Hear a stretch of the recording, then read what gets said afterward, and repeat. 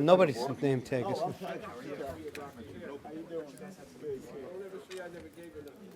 Did I say Happy New Year? Where's the nameplate? You get to break them in. Oh, Vinny, I got one here for you. Thank you. If you want to move in, you got it. It's like a new year. Exactly. It's the glasses. Yeah, it's been, So I didn't realize everybody's. Oh, yeah, well, I'm dealing with too many federal criminal cases. I gotta stop. Why didn't you have to try it later? I did it 15 longer. No, I don't know how you do it. I got 11 people. Really? No fooling. We got 4 lawyers and 11 staff. And it started to happen. Good for you. Payrolls 40,000 miles a week. I just hate to, it doesn't work for the city. I mean, it's going like you can't Yeah. imagine. Oh, so that was another Patel. Yes, another Patel. Bavesh. I'm in the Indians. I know you took his spot. So like, where's the Indian kid? Where is, remember, That I totally Megan Fatizi? We had a huge breakup, man. Just, those guys didn't want to work, man. Buffy just didn't. Buffy. Pleasure. Buffy didn't care. Hey, Carl, how are He you? didn't care. No, Buffy was. He cared about one thing. He was a riot We took puppy. him out eventually. Oh, you said that again? Yes, Okay, I know that. ready? I know that. And whatever happened to Marty McGann? Remember it was a Bafana? Tanya's email. Really? And then got tossed out. Judge in Monmouth County.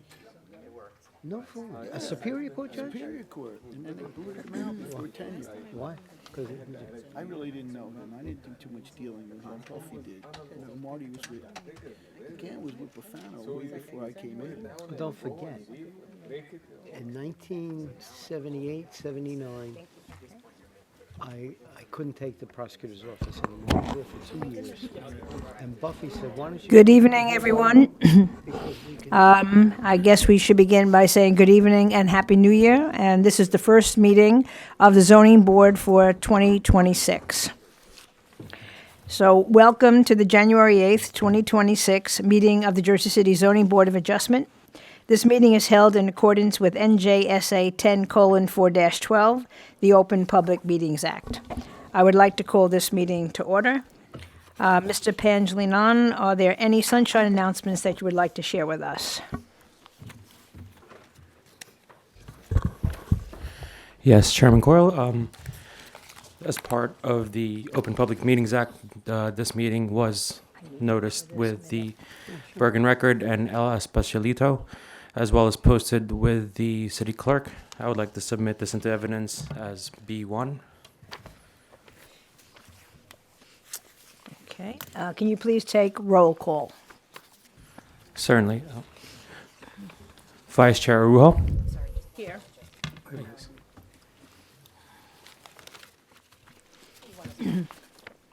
Thank you. Commissioner Shadid. Yes. Commissioner Allen. Here. Commissioner Chaplicki. Here. Commissioner Burns. Commissioner Coviello. Commissioner Patel. And Chair Coyle. Present. We have 8 present today. Excuse me? I'm sorry. Sorry, we have 8 present today. 8 present. Yes. So who can, I don't know who the alternates are. Who are they? Oh, sorry, the alternates today are Commissioner Patel, Commissioner Coviello, Commissioner Allen, hold on, sorry. okay, So out of the 8, 2 are alternates right this moment. Okay. Okay, so one of the alternates, can just sit and pay Can attention, sit and will pay- not right. vote. correct. And I'm just going to say, I know that Mr. Patel came in after Mr. Coviello, so why don't we have Mr. Coviello do the voting tonight? But stay and, participate. Okay, so we will then have 7, Sounds good. okay? Okay, can we please stand for the flag salute? I pledge allegiance to the flag of the United States of America and to the republic for which it stands, one nation, under God, indivisible, with liberty and justice for all. Okay, Iris, can we please swear in staff? Swear that the testimony and comments you on the record will be the truth, the whole truth, and nothing but the truth? Yes. Thank you. Sworn. Thank you. Any correspondence? Yeah, sure, Coyle. First, we have case Z 2025-0082, an appeal of an administrative officer's decision for 6 Stegman Place. It has been carried to February 5th due to inadequate notice. They will have to renotice for Okay. their incoming hearing. And then secondly, we have Z 2025-0094, amendment to Z 20-043 to eliminate permanent elevated outdoor seating along Jersey Avenue for 201 Newark Avenue. It's been carried to the request to be carried to February 5th with preservation of notice. Okay. And I believe tonight that you want to share with us the annual zoning board meeting, report rather, the only zoning Yes, board I do. report. Yes, one moment, please.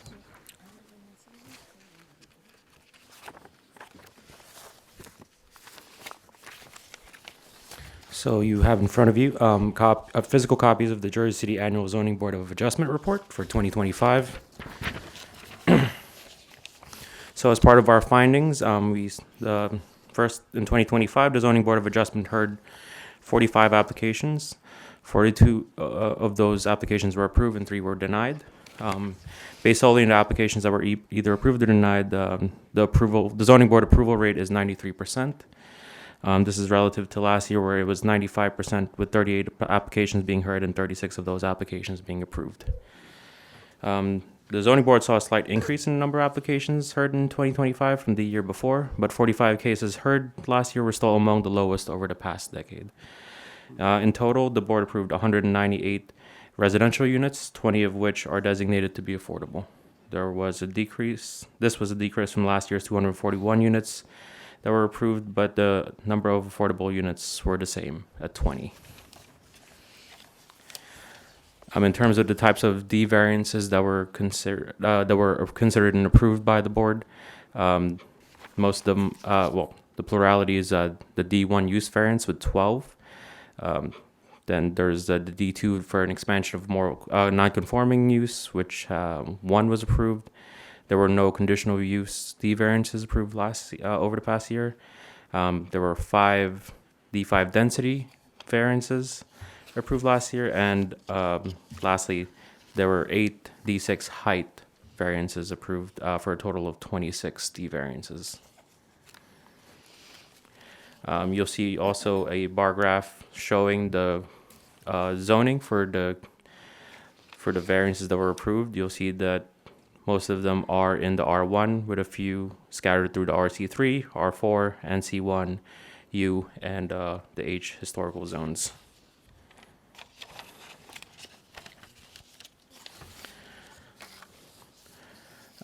We also provided a map of locations for all the D variances that were approved over the past year. You'll notice that in 2025, most of the D variances approved were located along downtown Jersey City, the Heights, and McGinley Square neighborhoods. This is relative to 2024. Approved D variances were largely concentrated among the Heights and McGinley Square neighborhoods. Just kind of going over the summation of staff's recommendations. Staff recommends the continuation of analyzing data to implement future phases of the Jersey City Master Plan recommendations, and just refer you to the appendix that follows. But that's all I have for you. Thank you. Okay, thank you. Okay, you've already discussed adjournments, whole business, so we will take our first case this evening, which will be Z2025-0089, 1-year subdivision extension. Good evening. Good evening. Happy New Year. Happy 2026 to everyone here. Happy New Year. Yes, this is a 1-year extension. It was approved originally August 10th, 2023. The approvals are expired as of August 10th, 2025. We're asking for a 1-year period as of August 10th, 2026. The applicant just needs a little bit more time because of financing, figure that out, and they're sure watching interest rates and how that's moving. Oh, is that better? No.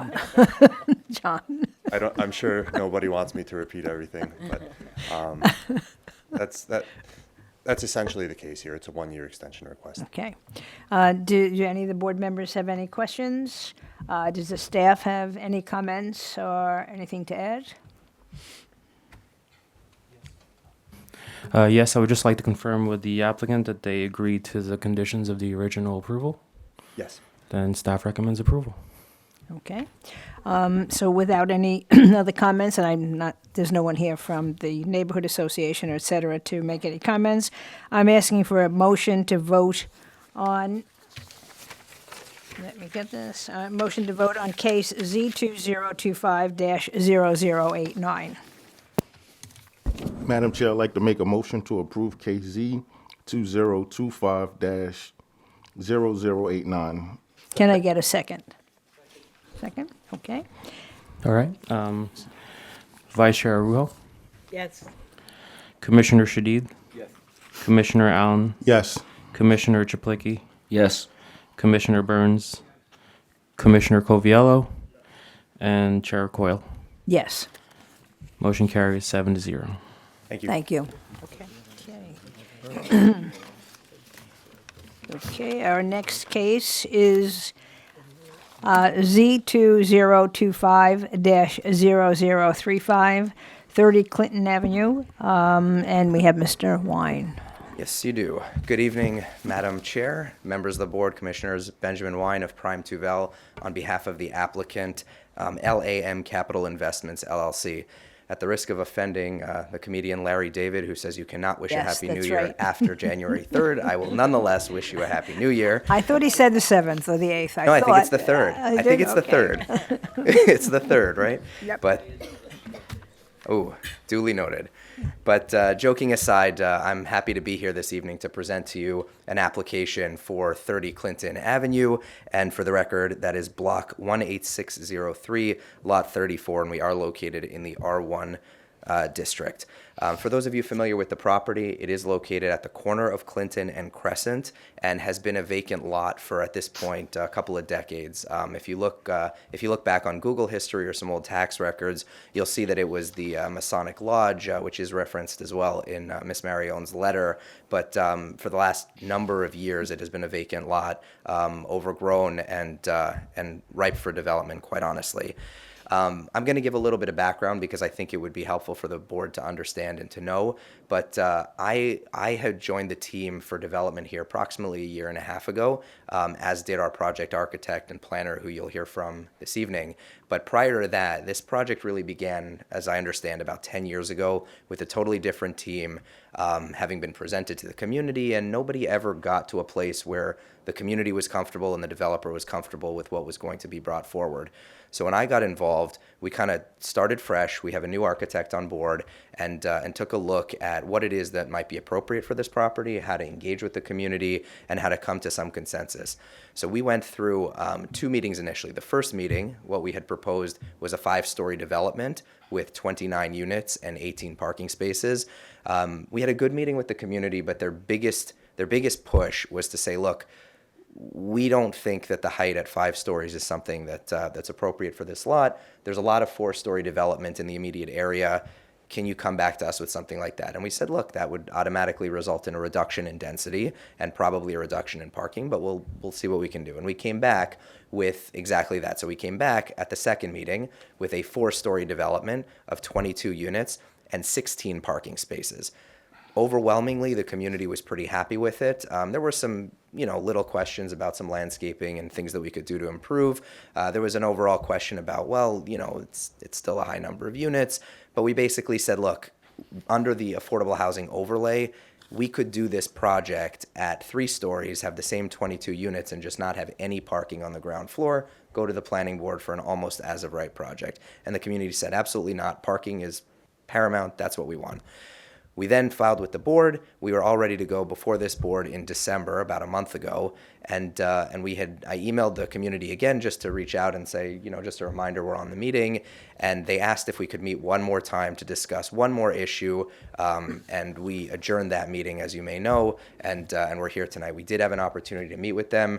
right before New Year's on December 30th. And again, we clarified a couple of the issues. We were able to increase our parking back up from 12 spaces to 15 spaces without any changes to the actual dimensions of the building. And everybody was predominantly happy and said, good luck on January 8th. And so I think that background is highly relevant because, again, this project began its life a decade ago, and it's been a vacant property for so long. And I think we're at the point now where we have a good rapport with the community. We have a project that they're generally supportive of. We've worked very closely with Miss Marione and with her planning staff, and I'm now proud to present to you really your first development project of 2026. So with that, I'll just go over the metrics of the project and the variances being sought very quickly, and then turn it over to the actual professionals in the room. So we are seeking preliminary and final major site plan approval, along with a D5 density variance for the number of units, where 9 are permitted, 22 are proposed, and because we're seeking that density, we are proposing 2 of those to be affordable, with an additional payment in lieu of that 0.2 delta to the Affordable Housing Trust Fund. We also have a D6 height variance for having the 42.5 feet instead of the 35 feet, and that's for the 4 stories. And then we have a couple of bulk variants as well that go with it, including the front yard along Crescent Avenue. We're at the property line in one pinch point where 2 feet is the average along the block. So in that pinch point, we do require relief. We also have a rear yard setback variance, which it's going to be a lot easier to see how this operates rather than me explaining it to you. But being on a corner with an odd-shaped corner rear lot point, while we meet the rear lot point ordinance, we don't meet one pinch point along one of the portions of the rear yard. Again, you'll see it. It'll make a whole lot more sense.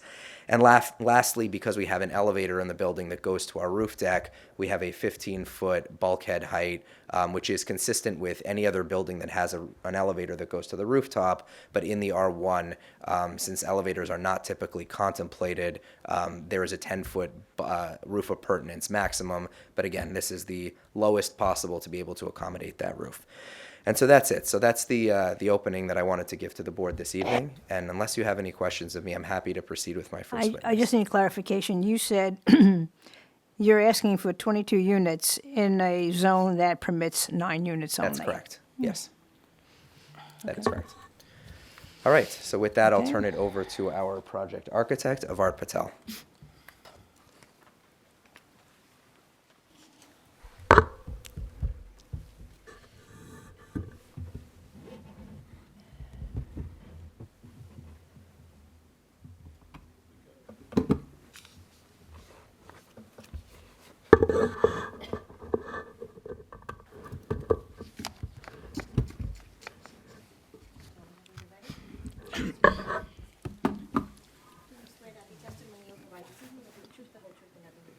Yes, I do. Avart Patel, Aavart Patel. Thank you. Witness is sworn. Avart, just before you get into it, I don't know if this is on or not. Now, we're good. If you could please give the board the benefit of your professional and educational background and the status of your license as an architect in the state of New Jersey. Sure. I have a master's degree from University of Buffalo in architecture, and I've been testified in front of this Many board as times, well. even Yes. before this Okay, one, thank you. yeah. We recognize your And my expertise. license is current. Yes, thank you. Even as of the new year. Yes. Okay, wonderful. Thank you. So Avart, if you'll go ahead and bring up your plans on the screen, and we can walk the board through the presentation.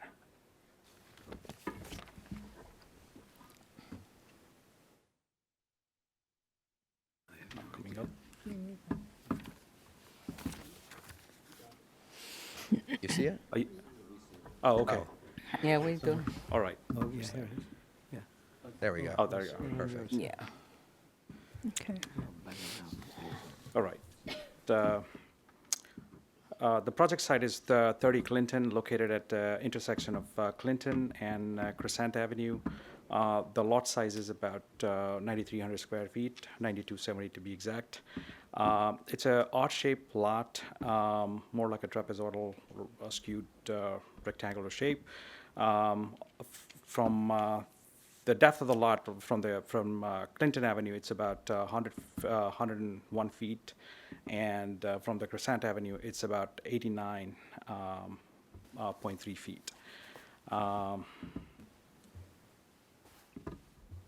quickly go to the site plan. We are proposing a 4-story building. First floor will consist of a residential lobby, 1 unit, and then the rest is parking, and then 3 residential levels above, with the 7 units per floor, totaling 21 on the upper floor and 1 on the first floor. On this plan, you can see the outline of the building, which is the red line, and then on the back side of the building, that's where, as Ben explained, the setback.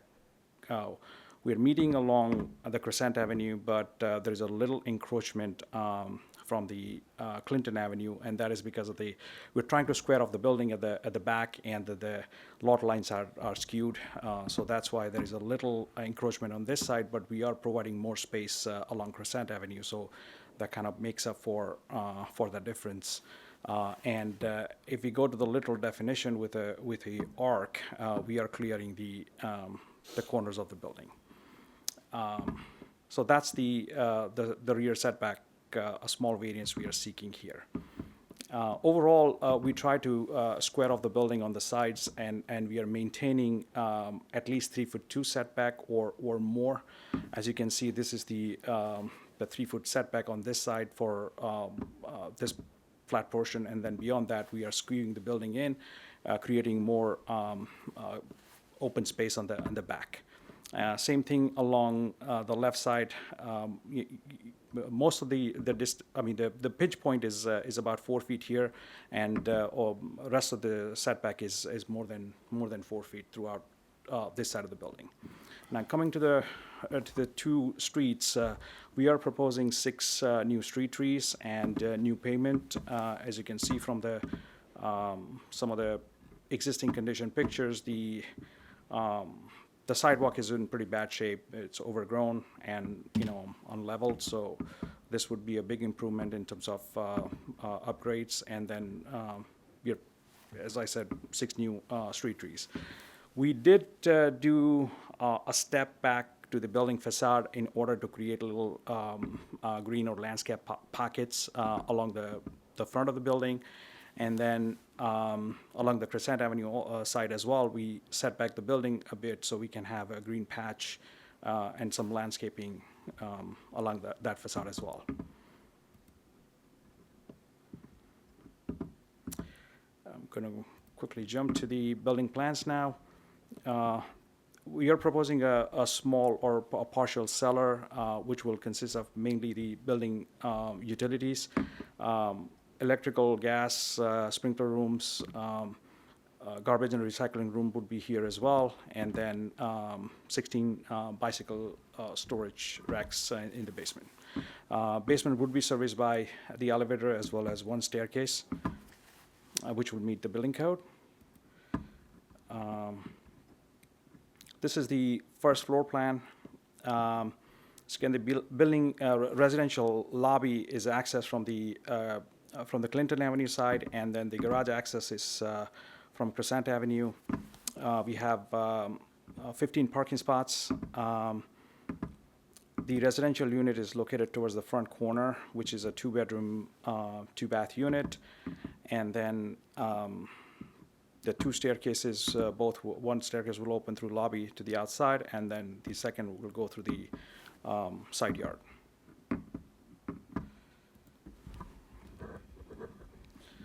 This is the second floor level, which is a typical level, 7 units here.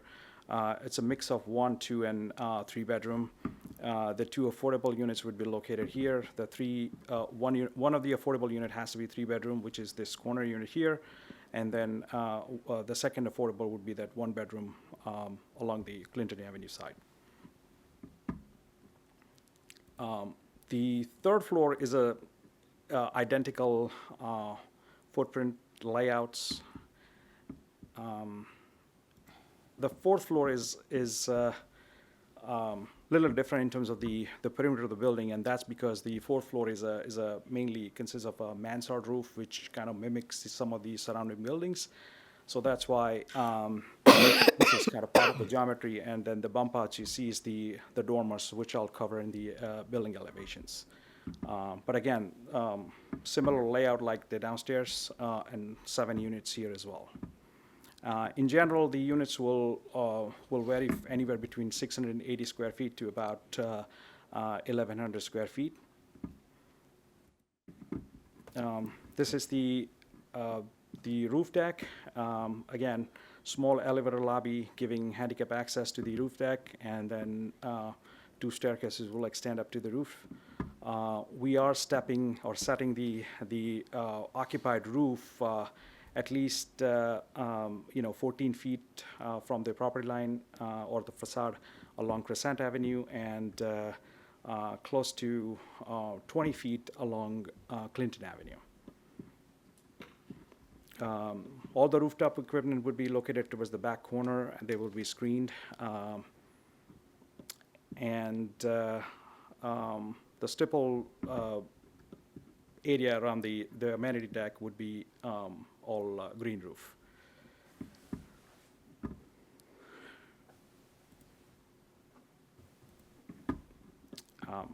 This is the front elevation along Clinton Avenue. Access to the elevator lobby here. Overall, we try to keep the architecture which kind of blends with the surrounding building. There are older 4-story buildings with a red brick, and some of the units have, the buildings have the mansard roof. So we try to carry some of those elements throughout this design.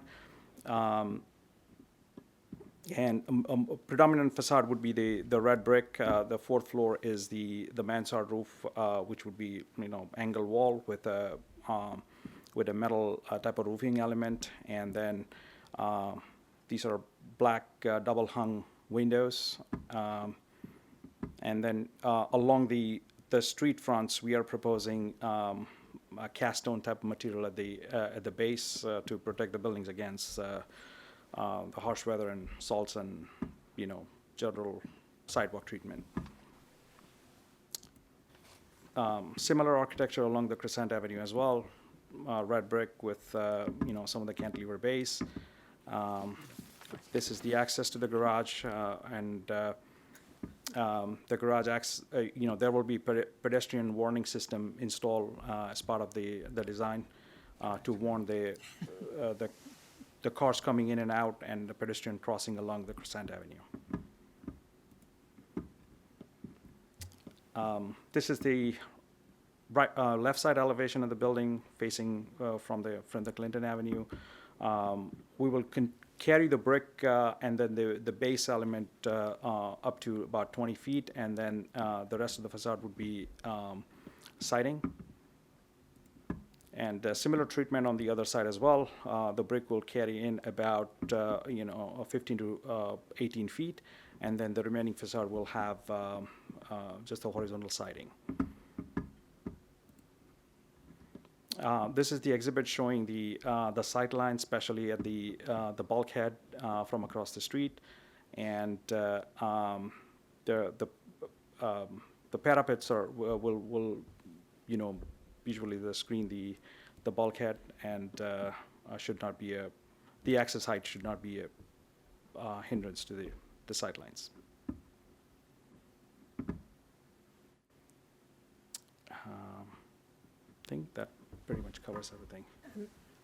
Okay, and Navarre, I just had a couple of follow-up questions for you. So first of all, obviously the site is vacant now; it's overgrowth. Yep. I imagine that we are putting in some stormwater management.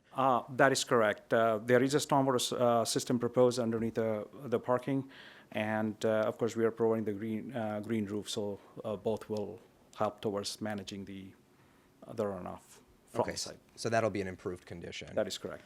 Okay. Additionally, I know it's a little bit unusual when you ask for a couple of minor setbacks, but also a density variance. It's a little unusual, but I want to confirm for the record as well that the building coverage is compliant. Is that right? That is correct. Okay. So even though you've got like a couple of pinch points that you identified, you've kind of made up for them elsewhere so that our coverage is consistent with the R1 requirements. Yes. Okay. And then lastly, on the density itself, I know I introduced it in my opening, but I just want to confirm that if we were to design this building as only 3 stories with no parking and were to take advantage of the affordable housing overlay, which we're effectively doing by putting in 2 affordable units anyways, this would really be a planning board application at that point, right? That is correct. So it's not that, as an architect, it's not that putting 22 units in here is trying to stuff in a lot of units. We're compliant on the coverage. We have the 3 stories of residential that, again, complies with the R1. And then the unit sizes themselves, as you went through, are fairly generous as well. Is that right? That is correct. I mean, these are not very small or micro units. You know, they are very generous. You know, 1 bedroom starting from about 680 square feet, and going up to 1,130. That's a pretty decent size. You know, it's more geared towards families than just micro rental units. Great. And then the last thing I wanted to ask you is you spoke about the architecture, and I think it's a beautiful building. As I mentioned in the beginning as well, this architecture was a very, very specific culmination of efforts working with the community and with city planning. But I want to confirm that in your opinion as an architect, the context of the architecture that's being shown and being proposed would fit and would pull from other buildings in the area. Is that right? Absolutely. And I think we have some pictures. You know, I mean, they're a little small to begin with, but you know, as you can see, you know, the surrounding buildings, which are all 4 stories, and you know, as you can see, this is a red brick here, and then some of the building in distance, as you can see, the roof elements. So it is pretty much blending with the neighboring structures and overall architecture. And I mean, during the 2-3 meetings we had with the neighborhood, you know, at the first meeting, this issue came up where they were very focused on trying to blend the building rather than making it, I mean, ultra modern. You know, we never proposed that kind of scheme, but there was a concern from all the neighbors. We kind of considered that, and even enhance on some of the elements. You know, adding more dormers and making it look more like something which fits within the neighborhood. Okay. Thank you very much, Madam Chair. That's all I have for Mr. Patel at this point. Okay. And we'll hold any questions until everyone's finished. Perfect. So next up, I'd like to call our traffic engineer. Yeah, just in case I gotta do like the call or something. Thanks. Do you swear that the testimony you provide this evening will be the truth, the whole truth, and nothing but the truth, so help you God? Yes, I do. Please state your full name. Connor Hughes, Connor, Hughes, Hughes.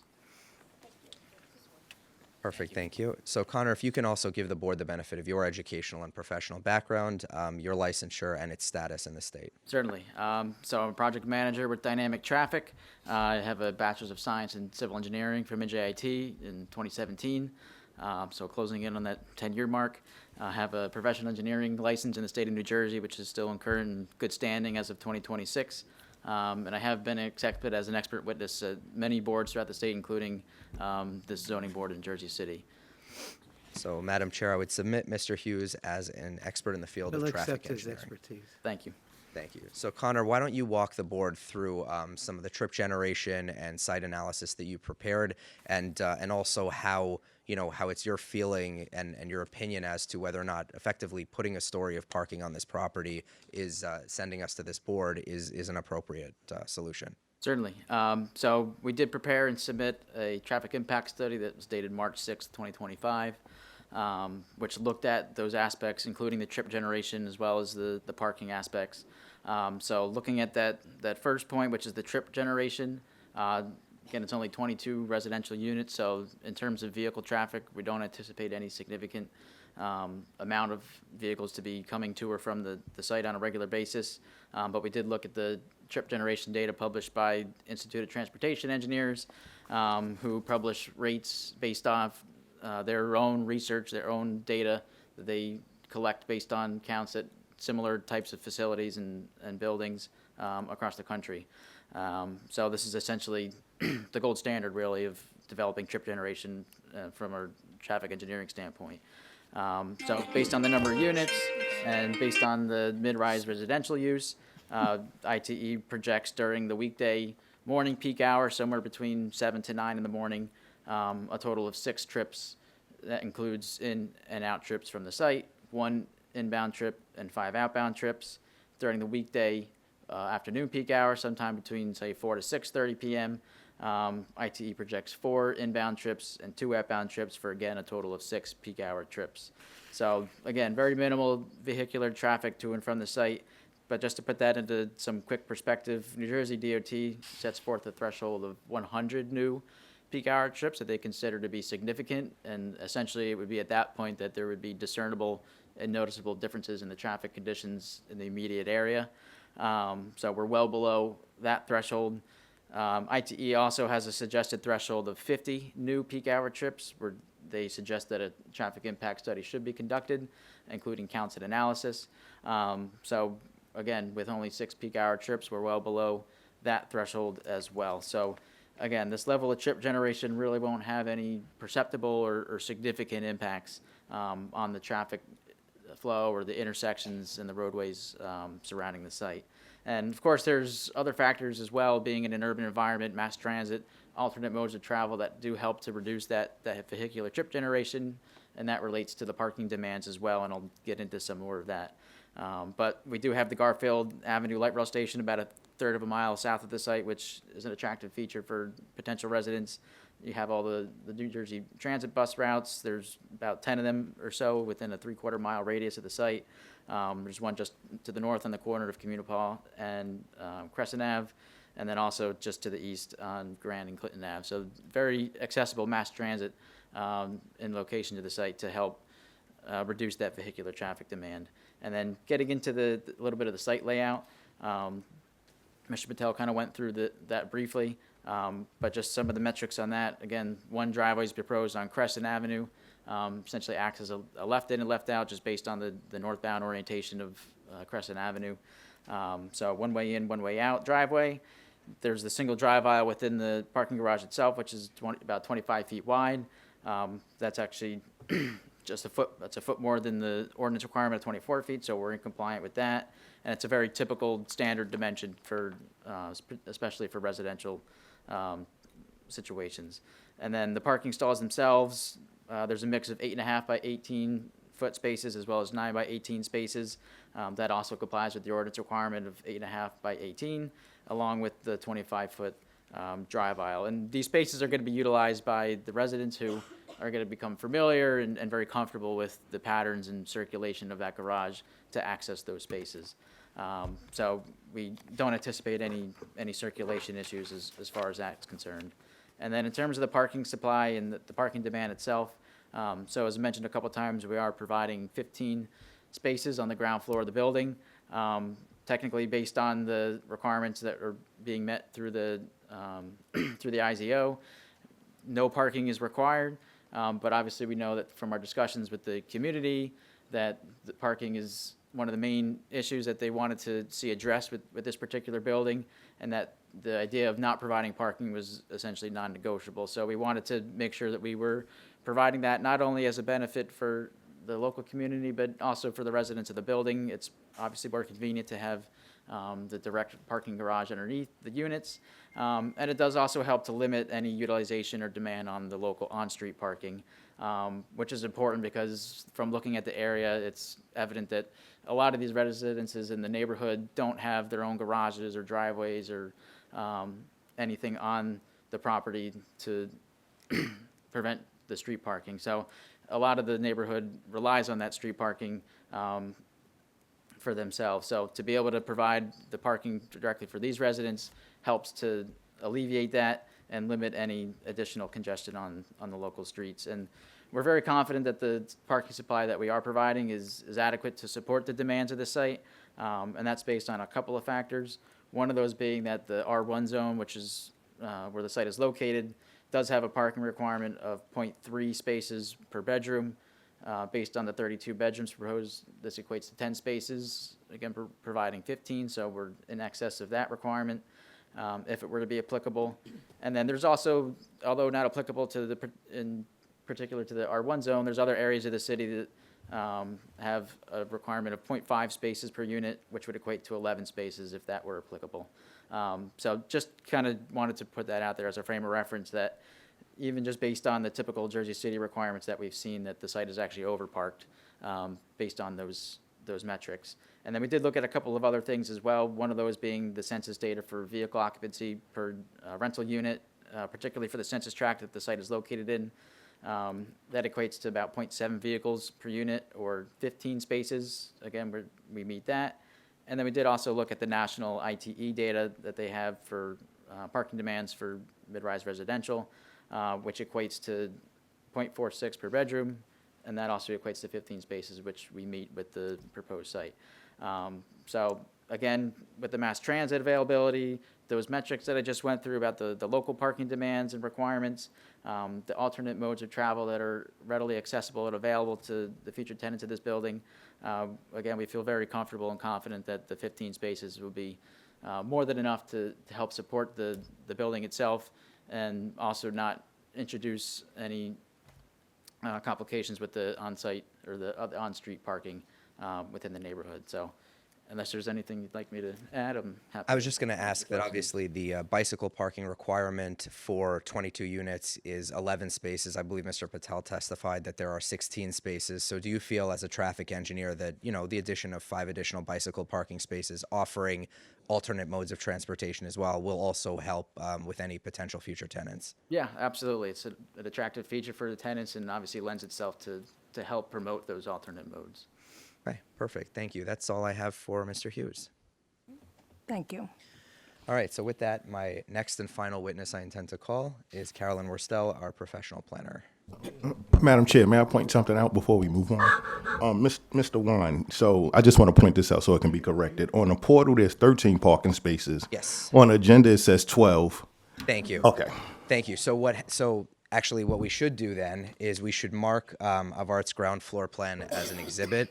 What happened, and I neglected to mention, I apologize, after we met with the neighbors last week, we were already within the 10-day period before this meeting, so we couldn't file new plans when we upped the parking from 12 spaces to 15. So the intention was to introduce what we presented to them as an exhibit at the 15 spaces. So I will, and I'm happy to submit that, you know, to Vinny or to Tanya directly, but that ground floor plan would be the new exhibit at 15 spaces. Thank you for pointing that out.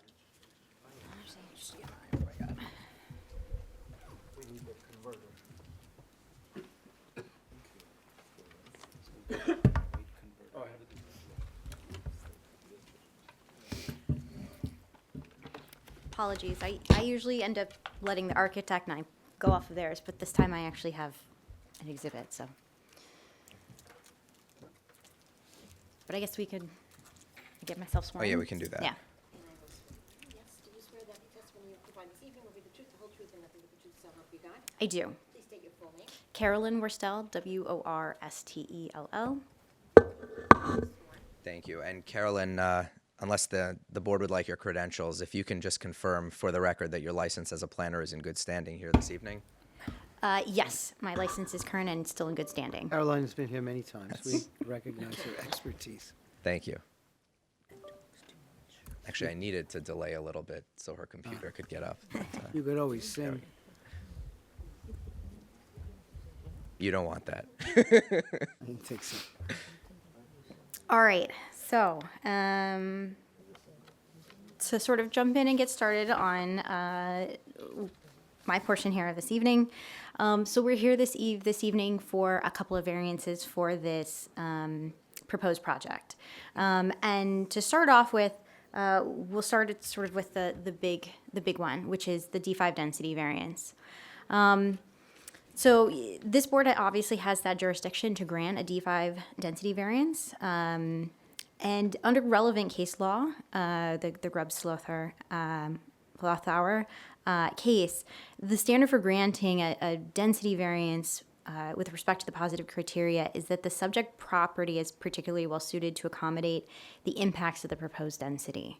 And so when we think about the impacts, what are the impacts of density? A lot of times one of the biggest impacts is obviously the number of people that you create and how do they fit within the building and how does that building fit on the property. And then the other thing you look at is oftentimes parking. Parking is a major concern when you're looking at how many units are you creating and how are you going to be able to accommodate that vehicle parking. So this evening, we're proposing a density of 22 units. Or we're proposing 22 units, which has a density of 103 units per acre. We are in the R1 zone, which has a maximum density of 42 units per acre, which equates to the 9 units that was mentioned earlier. But when we look at this site, it is a really large site. It's 9,270 square feet. So that's a significantly larger lot than we typically find in an R1 district, where 2,500 square feet is the norm. And when we have a really large site, it allows us to be able to create a building with larger floor plates, and that allows us to create efficiencies, right? You don't need, several staircases for every, floor. We can get away with 2 staircases. We need the one, the corridor to get through. So because we have a larger site, we can actually accommodate more units. And these are not small units here in Jersey City. These are really decently sized units. And we can create a diversity of housing types. We're not creating just one housing type. We're creating a diversity of housing types. So those are all things that we can do when we have these larger building sites. The other thing that we look at is how does the building footprint fit on that property? And as mentioned, while we do need a couple of variances, and we can go through those individually, really the variances that we're requesting for the setbacks really relate are more, in my mind, a hardship because of the shape of our lot. Not that, because we have a lot that isn't square, right? It makes hard to put a square building on a lot that isn't square. And so we've ended up with some odd pinch points in our setbacks. But when you look at the overall building, we have conforming lot coverage, right? So we have adequate space in order to put this footprint of building on this property. And it allows for us, again, to provide that, to accommodate that other sort of impact, which is the parking. You just heard from my colleagues, we are going to be able to fit 15 spaces on here, where 10 spaces would be what is required under the R1. So we're actually be able to provide more parking than the minimum in the R1 district. So I think overall, because we have this larger site, and because the way we've designed this building, we are able to accommodate the impacts of that density, of those additional units. The other thing we look at is how does this look in terms of the context of the neighborhood and the character of the neighborhood? So this is an R1 district, but there are other multifamily buildings within this neighborhood. Directly adjacent the property to the north of us, 75 Crescent, is a 7 units, which is 70 units per acre. So directly adjacent to us is a larger multifamily building. When you walk around the neighborhood, and you can see I took pictures today as I went by the site. There are other multifamily buildings throughout this neighborhood. There are some that are, I guess, just half a block away on Crescent, and Crescent and Harmon. So there are several other multifamily buildings. So it's not out of context to see a multifamily building here. We're also on a corner where you tend to see and expect larger, more dense buildings, and that's where you oftentimes see some of the other apartment buildings in this neighborhood. They're on the corners, and so that's continuing this sort of urban design that you find in these more historic neighborhoods. As well as while this property is located in the R1 district, there are several multifamily or several redevelopment plans that are within just a block or two of this area.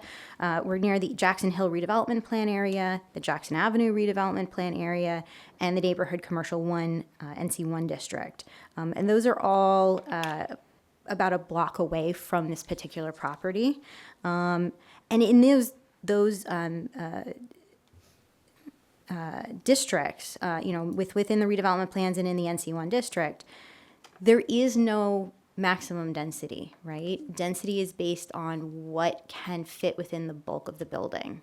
And so, again, you're going to see denser developments surrounding this neighborhood because of that. And I really think that this is an appropriate density here too, because again, we're working within that IZO. We are going to create those affordable housing units, and that was really sort of the intent of creating the IZO and the AHO, the Affordable Housing Overlay Zone.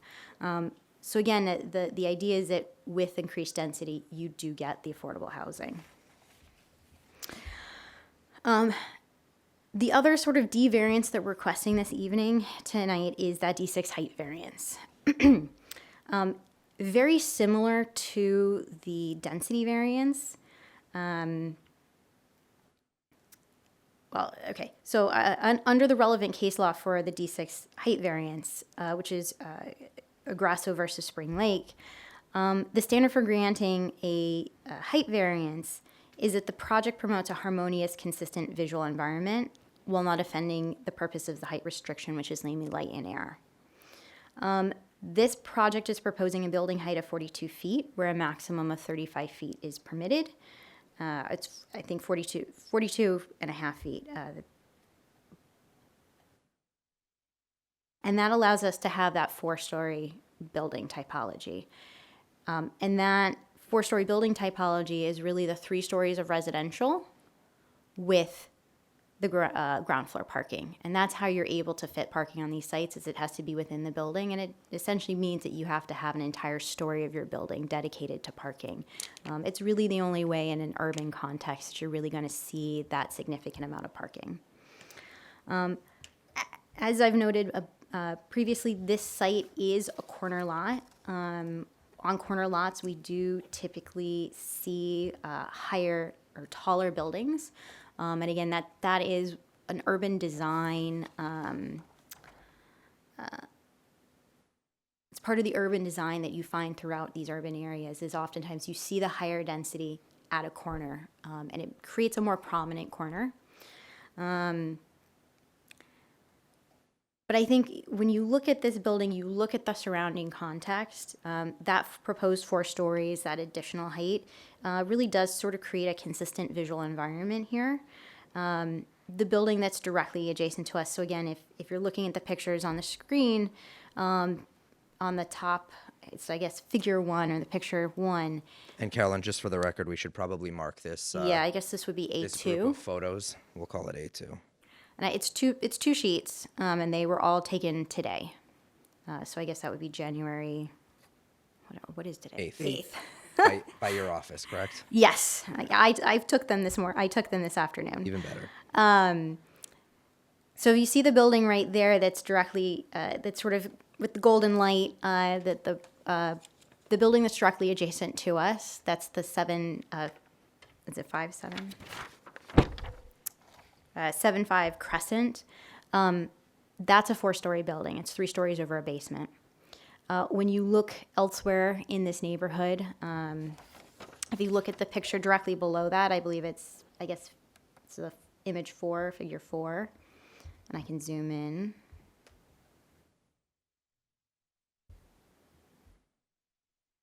When you look around the neighborhood, you see these other taller buildings. So we have this building here in the corner. It's more of it is 3 stories, but it's a taller 3 stories. If you look farther down, you see this building here that has the mansard roof.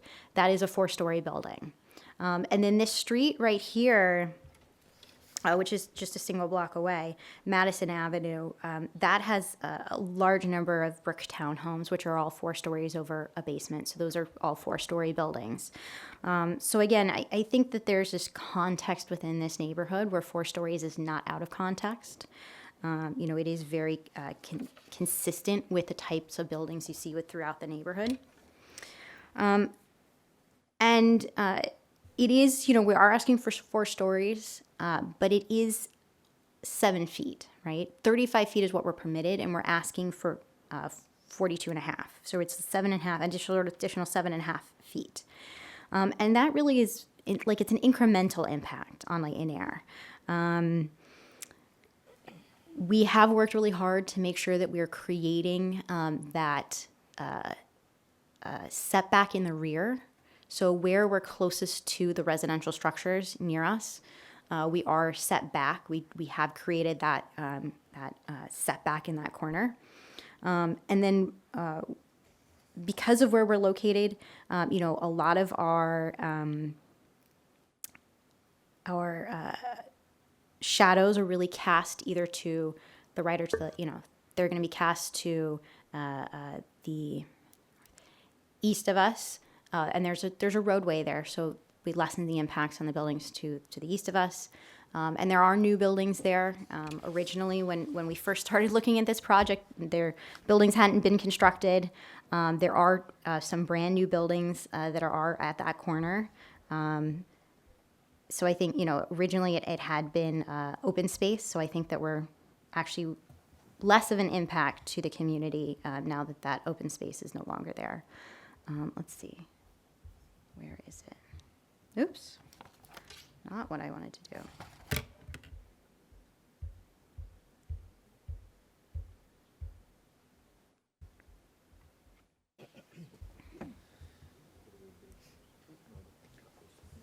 Right here. So here in this picture here, figure 9.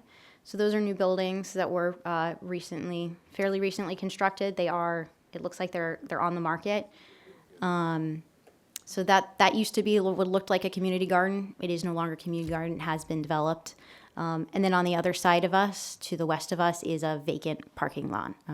So we really believe that we've created a building that I think is going to have sort of minimal, incremental, additional shadow impacts.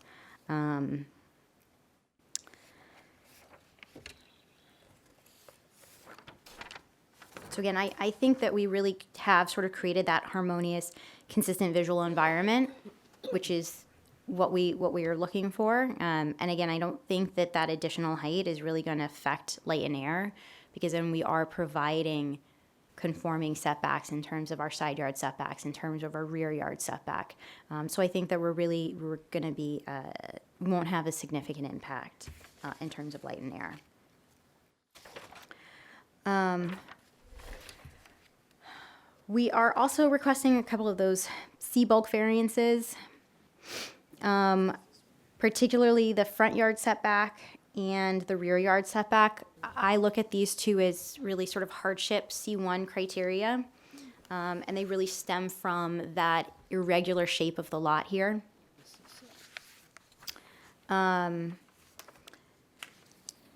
We are a corner, because we're a corner lot, we have 2 front yards, and the R1 district requires that we match the setbacks of adjacent structures along one of our front yards. There is nothing next to us on Clinton, so that is conforming. On Crescent Avenue is where we are seeking the relief. The adjacent structures on Crescent, so again, we have a little bit of an unusual situation because our streets don't meet at a right angle. The streets are, they're little diagonal. So for all of the properties on this lot, their side yards don't meet the front, their side lot lines don't meet the front lot line at a right angle. So most of the buildings on this block, they have aligned themselves with their side yards. So when you look at them, their front yards vary.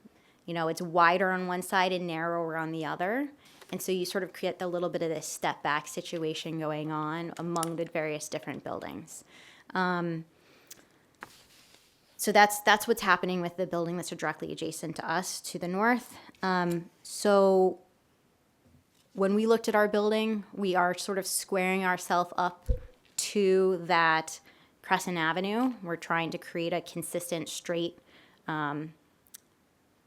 frontage along that. So we are requesting a variance for the pinch point, which is at the corner. And again, I think really that a lot of this comes down to the fact is we're working with a very unusual shape of the lot, and we're trying to square off our building. And so what that has created is a situation where we end up with 0 foot front setback at that one corner. I don't see this as being a substantial detriment. Again, it's at the corner. It creates that strong corner that you often want to look for these corner properties. And along the vast majority of that frontage, we are being set back about 2 feet 9 inches, and that allows us to have landscaping along that frontage. So I think overall, that frontage is really going to look very nice, and it's going to be consistent with what you see overall along the street, which is you do have some front yards along the street. We're going to be providing that landscaping, that front yard along Crescent. In terms of the minimum rear yard, you all saw the diagram. We're asking for that small little sliver of the rear yard. It really just comes down to we're working with an odd shape back there, and we want to square off the building. Again, I think that we're generally meeting the intent of the standard. We are creating the cutout in the rear yard. It's just because of the shape that we are going to still need that relief. Overall, the building meets our coverage standards, so we're not asking for coverage relief. It's really more due to the shape. So again, I look at that as more of a hardship due to the shape of the lot than anything else. All right.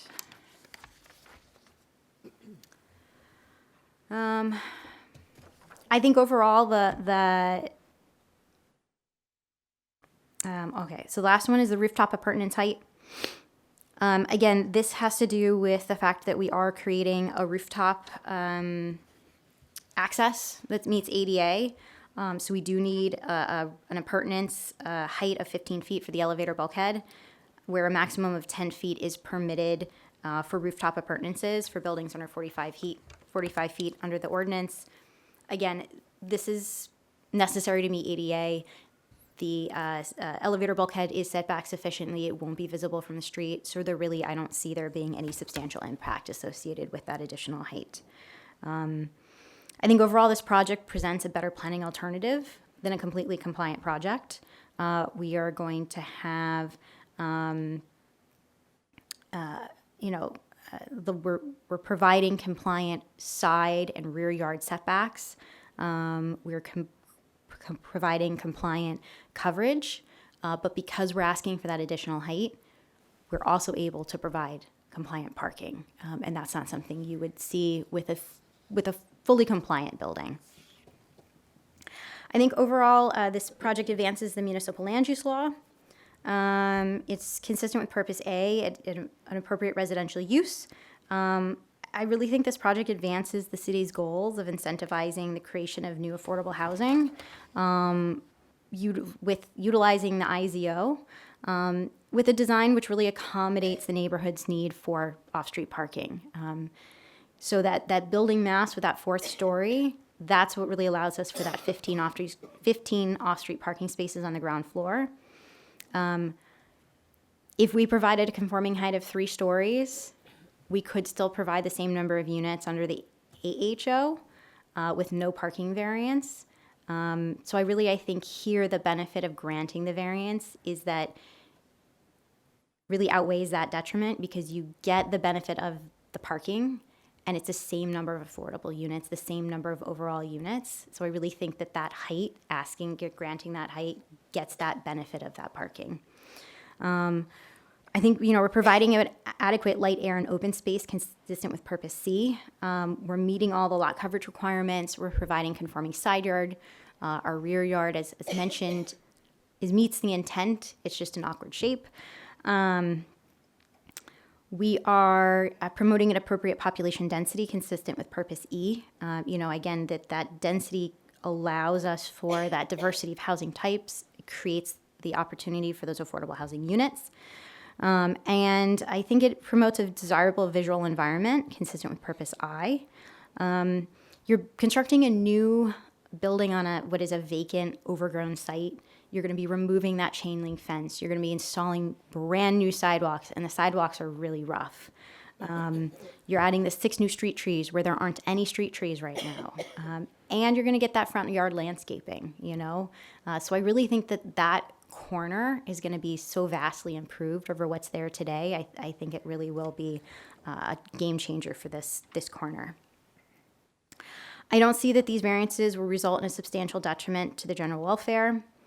Again, multifamily housing is consistent with the residential character of the neighborhood. The height and bulk is consistent with the character of the neighborhood and provides sufficient setbacks to provide light and air to adjacent properties. The project's massing effectively integrates the increased density and setbacks with sensitivity to the surrounding context, while allowing for that benefit of the on-site parking. I don't see this resulting in substantial impairment to the intent and purpose of the zone plan or the zoning ordinance. It advances the Jersey City's master plan goals to provide unique, attractive, and high-quality residential development in residential areas to serve existing and attract new residents with a wide range of housing and lifestyle choices. So I really think that this project, it is the better design alternative, and it meets both the criteria for both the D and the C variances requested. Thank you, Carolyn. Just a couple of follow-ups as well. And I think you and especially Mr. Patel were definitely very humble. I think I don't think it should be taken for granted that this building was clearly very curated for this particular property, not just based on conversations with the community and city planning, but based on some of those site challenges that you've discussed. So going through, you talked about the beautification of the corner, which I think is quite obvious. I mean, anybody that looked at those pictures, I think has been to the site has a good understanding. But even the minute details, right? The front yard landscaping to be able to pinch in, making sure that we meet that rear lot point intent in the back, the ability to provide a really, really nice facade on both frontages, inclusive of the architectural elements, the roof that you see in the area.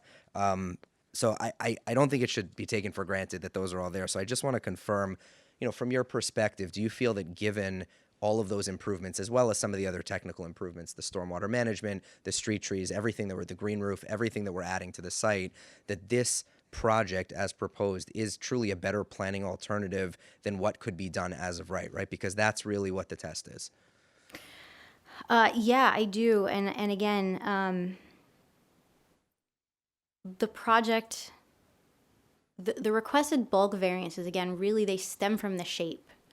Other than that, the footprint of the building is conforming, right? And we've created that push and pull to essentially meet that, to square off a building on what is not a square property. I think it's really going to create a really attractive corner. It's the type of corner you want to see. We're not right up against the corner. We're providing that push and pull. We're providing the landscaping.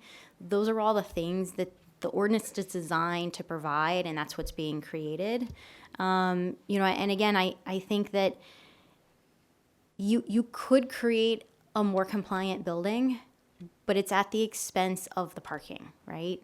And I think that in this neighborhood, that was the major concern of the community residents. We pulled back, an application that we had reduced some parking based on certain comments from city planning to create a better footprint. But when the parking became such a concern, and even then we were still compliant. We still had 12 parking spaces. That still exceeded the 10 that are required under the R1 based on the 0.3 spaces per bedroom. But the community was so concerned, and we were able to pull it back, and we were able to and Navar was great. He was able to move things around in the building. So we weren't creating more bulk, but we were able to use it more efficiently. And so we were able to get those extra 3 spaces. And that was really important to the community, and that was what was done. But it didn't mean that we needed more bulk. We were able to somehow fit it in. And so I think this design team has really tried to really accommodate the push and pull that we've been getting from the city, from the community, to create I think what is a really, really well-designed project. Thank you. And just 2 more. One is very basic. I know on the agenda, we'd initially asked for a variance for having a stilted building. I just wanted to confirm that's no longer needed, given that we were able to enclose the building in the rear. Is that right? Right. So that was when we sort of rejiggered the parking. We were able to actually enclose it. So we were able to eliminate that variance. So, I think it resulted in a better project when we pulled it back and were able to move things around in that ground floor and to create the extra spaces, but it also enclosed them, and it did eliminate the variance. Okay. And then lastly, you mentioned it about the IZO especially as it pertains to larger lots like this, roughly 9,200 square feet. Is it fair to say that, one of the major purposes of the IZO was not to serve as a penalty to developers for seeking additional density, but rather in certain situations to actually be used proactively to obtain additional affordable housing that wouldn't otherwise be provided usually on smaller lots? So I look at it as the city's goal is to create more affordable housing, and the IZO and the AHO were created as both, I would sort of term them as incentives, right? People, we were always here asking for variances, but with this, it's sort of built in, but it also sort of incentivizes developers to say, I could, and in this case for me, for this particular project, this developer could have gotten the same number of units through the AHO, right? Which is the Affordable Housing Overlay. And that would have been a height compliant, with generally compliant bulk. But we're here because of that height, that extra story. And that's really what kicked this from AHO to IZO. And so I think that it's sort of the incentive to say, you could still get the same number of density, you could still get the same number of units, but the incentive here is that we're creating a building that allows for that parking. So I do think that there are some incentives built in within the IZO, but it really, it's the city's way of encouraging development while still creating more affordable housing. Okay, and then lastly, this board obviously doesn't see, first of all, the volume that the planning board does, but even more, the volume of applications that are just submitted straight for permits because they don't have density variances, right? Density has to come before this board. So, given that they don't see all the other projects that do not have this, do you feel that, again, in this particular scenario, because this is the application before the board, that seeking that density variance in order to provide the affordable housing, in order to generate the parking in excess of what's required and really respond to community needs and community comments, makes this a good site and a good location for this density? Yeah, I do. Again, the differences between the AHO is, and that's a different mechanism where, and we can't seek height variances we can't seek a D height variance under the AHO. But under the AHO, there's language that basically says you can do whatever density you want, right? So we would never have to seek a density variance under the AHO. Because we were doing a taller building here, and again, the taller building is what allowed us to provide the parking, that's what kicked this to an IZO, that's what kicked us to this board. So yeah, I mean, this application and very similar applications oftentimes do proceed before the planning board with very similar densities, and they don't provide the parking because it's not required. And under the IZO, the parking is not required. But I think that's the benefit here for this application. Thank you. Madam Chair, I have nothing further for Ms. Worstel. Thank you. I don't see anyone from the community here that wants to make any comments, so I will close out the public portion of the meeting. And I'll ask my commissioners if they have any comments or questions that you would like to ask of any of the individuals that were here tonight. Just to clarify, you said the height difference was 7 or 7.5 feet, correct? 7.5 feet, correct. Okay, so for 7.5 feet, you got more parking, more bicycles, affordable units, and nobody from the public to complain. That's a great summary. Okay. I was going that's the way I to see summarize it. after, but So I have a question. I have a couple of questions. When Carolyn was presenting and they showed the pictures, 75 Crescent, there are windows on that side of the building. How close is this building that you're putting up coming to that, and what kind of effect is that going to have on those units with all the windows on the side?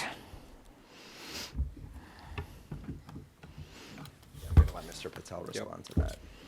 Let me just pull up the.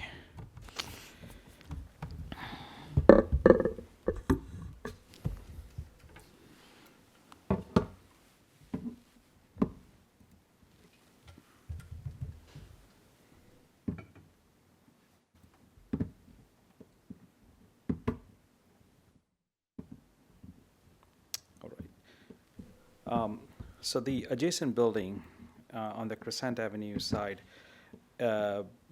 this is our property line, and that is about 4.5 feet setback from the property line, and our building along that side is also, on this side it's 3'2", and as you go towards the back, it opens up. So roughly it would be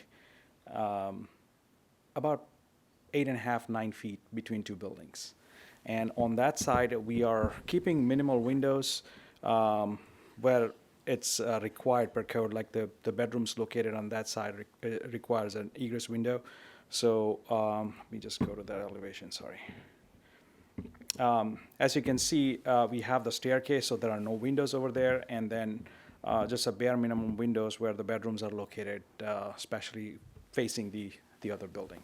But the buildings are spaced apart, like typical R1 district, 3'2" on one side and 2, so about 5 feet. It's almost double over here. So what you're saying is that this building or any other building will impact the amount of light that the building that it abuts would normally have gotten? I mean, again, the distance is almost double, so the impact would be minimal, if any. Okay. Okay, and I had another question. Mr. Hughes, you talked about mass transit. Other than buses, what else is there? I mean, you mentioned bikes, but mass transit. Yep, so happy to address that. So, yeah, obviously there's all the bus stops as well, but there's also the Garfield Avenue light rail station that's about 1/3 of a mile to the south. So that's also within walking distance from the building that residents can avail themselves of. Okay. Okay. Okay. One question to the engineer. What time of the day that you made your study? Put your mic, use your mic, please. What time of the day that you did the traffic study on that area? We looked at the weekday morning and then the weekday afternoon peak hours, so somewhere between 7 to 9 in the morning and then 4 to 6:30. From 7 to 9? 7 to 9 a.m. and then 4 to 6:30 p.m. But just knowing that Clinton Avenue is one way going to Madison, and the only way out of that area is going to Communable. And Communable in that time, 7 and 9 o'clock, it's a mess. Yeah, yeah. So there's a lot of areas of the city, right? We know that there's a lot of congestion, and that's one of the aspects of this is that there will be minimal traffic added to the roadway. So regardless of what those existing conditions are, we wouldn't anticipate the level of traffic being generated by this site to worsen that to any measurable amount. As I mentioned, the number of vehicles coming out of the building during that time is less than 10. It's about 5 trips or so in any 1 hour. So, one car every 10 to 15 minutes or so. So there's not going to be, a flooding of cars coming out to Communipol at rush hour or something like that. okay, have you included the time there's a funeral in the funeral home across the street? Or on Sunday where there's 2 active churches in the same block? Yeah, so we mainly just looked at the impacts associated with the peak hours with this particular use. So the Sunday or the Saturday, the weekend time periods weren't specifically looked at. But with it being a residential use, the main impact would be during the week. And during the weekends, yes, there's still going to be some activity in and out, but it's usually more dispersed throughout the day. It's not so concentrated during a single 1 to 2 hours. Okay, thank you. Okay, there was a lot of emphasis on affordable housing, affordable units. So am I understanding it correctly that there's 2 units that are affordable? Correct. Out of the- okay. Two on-site units, a 1-bedroom and a 3-bedroom, and then there's, because the 10% of 22 Right. is 2.2, there's, I think it's $36,000 gets paid to the Affordable Housing Okay. Trust Fund as well. No, he answered the question. Okay. Does anyone else have any questions? Okay, can we hear from the staff? Ms. Marione. So I believe I was connected to the first approval in 2014 when the building was still there. And there's a long history on this site, even when the building was there, of, I think, trying to save the building.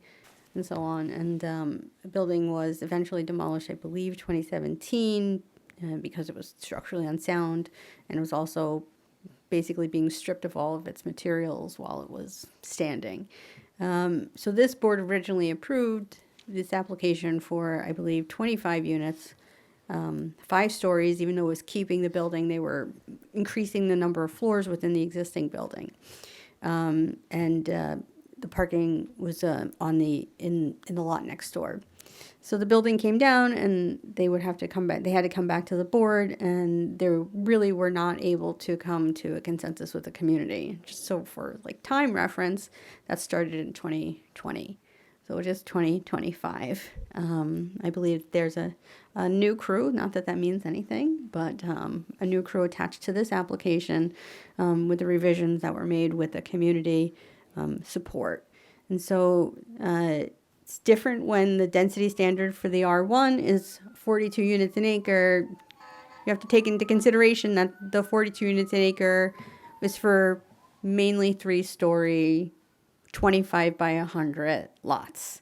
And so when you have larger lots or you have larger buildings, just based on efficiency, you're going to be able to fit more units and not feel like you are squeezing the 10 pounds in a 5-pound bag. So the layout here is pretty efficient. The height, even though it is 20% more than would be allowed, it is only just the additional story, and the prior approvals on this site are for 5 stories. Less parking. And what I like about this parking is it doesn't need any stackers. I hate stackers. That's my professional opinion. But obviously, this is a long time coming. So staff does recommend approval, does think that it meets the positive criteria. Mr. Wine has worked with myself and the person who was doing this before, which is Eric, which you all know.